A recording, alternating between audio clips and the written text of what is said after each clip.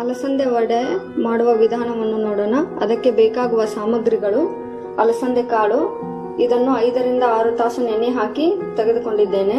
8 ರಿಂದ 9 ಮೆಣಸಿನಕಾಯಿ, ಸ್ವಲ್ಪ ಜೀರಿಗೆ, ಕೊತ್ತಂಬರಿ ಸೊಪ್ಪು, ಸ್ವಲ್ಪ ಕರಿಬೇವು, ಸ್ವಲ್ಪ ಅಡುಗೆ ಸೋಡಾ, ಬೆಳ್ಳುಳ್ಳಿ, ರುಚಿಗೆ ತಕ್ಕಷ್ಟು ಉಪ್ಪು. ಮಾಡುವ ವಿಧಾನ ನೋಡೋಣ. ಈಗ ಅಲಸಂದೆ ಕಾಳನ್ನು ನಾನು ಮಿಕ್ಸಿ ಮಾಡ್ಕೊತಿದ್ದೀನಿ. ಅಲಸಂದೆ ಕಾಳು, ಮೆಣಸಿನಕಾಯಿ ಹಾಕೊಳ್ಳಿ, ಸ್ವಲ್ಪ ಜೀರಿಗೆ ಹಾಕೊಳ್ಳಿ,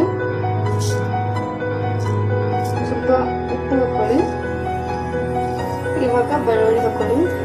ಇದನ್ನ ಸ್ವಲ್ಪ ಮಿಕ್ಸಿ ಮಾಡ್ಕೊಳ್ಳಿ. ಅಡುಗೆ ಸೋಡಾ ಹಾಕೊಳ್ಳಿ, ಸ್ವಲ್ಪ ಕರಿಬೇವು ಹಾಕೊಳ್ಳಿ, ಸ್ವಲ್ಪ ಕೊತ್ತಂಬರಿ ಹಾಕೊಳ್ಳಿ, ಚೆನ್ನಾಗಿ ಮಿಕ್ಸ್ ಮಾಡ್ಕೊಳ್ಳಿ. ಇವಾಗ ಸ್ವಲ್ಪ ಎಣ್ಣೆ ಕೈಗೆ ಹಚ್ಕೊಂಡು ಅದನ್ನು ಈ ಥರ ಶೇಪ್ ಮಾಡಿಕೊಂಡು ಕಾದ ಎಣ್ಣೆಯಲ್ಲಿ ಹಾಕಿ.